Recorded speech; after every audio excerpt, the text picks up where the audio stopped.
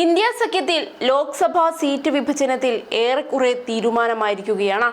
സഖ്യത്തിലെ മുൻനിരയിലെ party Congress തന്നെയായിരിക്കും. കൂടുതൽ സീറ്റുകളും അവർക്ക് തന്നെ ലഭിക്കും. 320 മുതൽ 330 സീറ്റുകളിൽ വരെ കോൺഗ്രസ് മത്സരിക്കും. ലോക്സഭയിലെ മുഖ്യ പ്രതിപക്ഷമെന്ന നിലയിൽ കോൺഗ്രസിന് ലഭിക്കുന്ന പരിഗണനയാണിത്. സ്വന്തം നിലയിൽ 250 സീറ്റുകളിലാണ് കോൺഗ്രസ് മത്സരിക്കുക. ഇവിടെ BJPയും കോൺഗ്രസും തമ്മിലായിരിക്കും നേരിട്ടുള്ള പോരാട്ടം.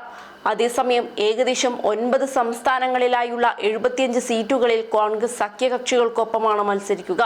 നിലവിൽ കോൺഗ്രസ് സഖ്യമായി മത്സരിക്കുന്ന സംസ്ഥാനങ്ങളിലും ഇങ്ങനെ തന്നെയായിരിക്കും. അതേസമയം സീറ്റ് വിതരണ ചുമതല അധ്യക്ഷൻ മല്ലികാർജുൻ ഖാർഗെയ്ക്ക് നൽകാൻ കോൺഗ്രസ് സഖ്യ കമ്മിറ്റി ഏകദേശം തീരുമാനിച്ചിട്ടുണ്ട്. സംസ്ഥാന നേതൃത്വങ്ങളുമായി ഇക്കാര്യത്തിൽ ഖാർഗെ സംസാരിച്ചു കഴിഞ്ഞു. കോൺഗ്രസിന്റെ ദേശീയ സഖ്യ കമ്മിറ്റി അവരുടെ റിപ്പോർട്ട് ഇന്ന് പാർട്ടിക്ക് സമർപ്പിക്കും.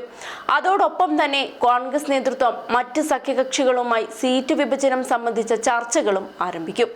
ഡൽഹി, ഉത്തർപ്രദേശ്, ബീഹാർ, ജാർഖണ്ഡ്, പശ്ചിമ ബംഗാൾ, മഹാരാഷ്ട്ര, കേരളം, തമിഴ്നാട്, ജമ്മു കാശ്മീർ എന്നീ സംസ്ഥാനങ്ങളിൽ കോൺഗ്രസ് മറ്റ് കക്ഷികളുമായി സീറ്റ് പങ്കിടാനുള്ള സാധ്യതയുണ്ട്. കോൺഗ്രസും AAPയും തമ്മിൽ പഞ്ചാബിൽ സഖ്യമുണ്ടാവാൻ സാധ്യത കുറവാണ്. ആന്ധ്രാപ്രദേശിലെ 25 സീറ്റിലും കോൺഗ്രസ് തന്നെ മത്സരിക്കും. ഇവിടെയുള്ള പ്രധാന പാർട്ടിയായ YSR കോൺഗ്രസും TDPയും സഖ്യത്തിലില്ല. അതുകൊണ്ടാണ് കോൺഗ്രസിന് മുൻതൂക്കം ലഭിക്കുന്നത്. അരുണാചൽ പ്രദേശ്, അസം എന്നിവിടങ്ങളിൽ എല്ലാ സീറ്റിലും കോൺഗ്രസ് തന്നെ മത്സരിക്കും. ഇവിടെയും സഖ്യകക്ഷികളില്ല. ബീഹാറിലെ 40 സീറ്റിൽ RJDയും JDയും 17 സീറ്റിൽ വീതം മത്സരിക്കും. കോൺഗ്രസിന് 4ഉം ഇടതുപക്ഷത്തിന് 2 സീറ്റും ലഭിക്കും. ഛത്തീസ്ഗഡിലെ 11 സീറ്റിലും കോൺഗ്രസ് മത്സരിക്കും. ഗോവയിലെ 2 സീറ്റിലും കോൺഗ്രസ് തന്നെ മത്സരിച്ചേക്കും. പക്ഷേ ഇതിലൊരു സീറ്റ് ചിലപ്പോൾ ആം ആദ്മി പാർട്ടി ആവശ്യപ്പെട്ടേക്കാം. ഗുജറാത്തിലും സഖ്യമുണ്ടാവാൻ സാധ്യതയേറെയാണ്. കോൺഗ്രസ് നിലവിൽ 26 സീറ്റിൽ മത്സരിക്കുമെന്നാണ് കരുതുന്നത്. 5 സീറ്റുകൾ വരെ AAP ആവശ്യപ്പെടാം. ഹരിയാനയിലെ 10 സീറ്റിൽ AAP 2 മുതൽ 3 സീറ്റ് വരെ ചോദിച്ചേക്കും. കോൺഗ്രസ് എല്ലാ സീറ്റിലും മത്സരിക്കാനാണ് താല്പര്യപ്പെടുന്നത്.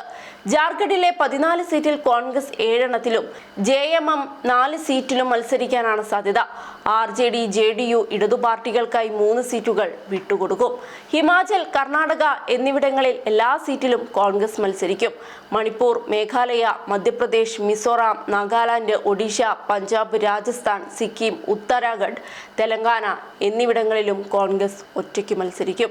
ജമ്മു കശ്മീരിൽ കോൺഗ്രസിനും നാഷണൽ കോൺഫറൻസിനും 2 വീതം സീറ്റ് ലഭിക്കും. 1 സീറ്റിൽ PDP മത്സരിക്കും.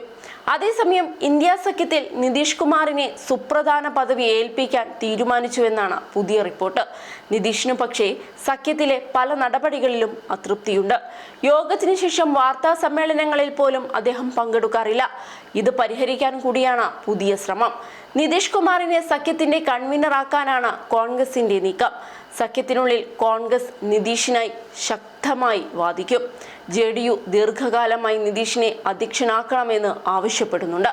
നിതീഷ് കൺവീനർ ആകുന്നതോടെ പല പ്രശ്നങ്ങൾക്കും അവസാനം കാണാൻ സഖ്യത്തിന് സാധിക്കുമെന്നാണ് പ്രതീക്ഷ.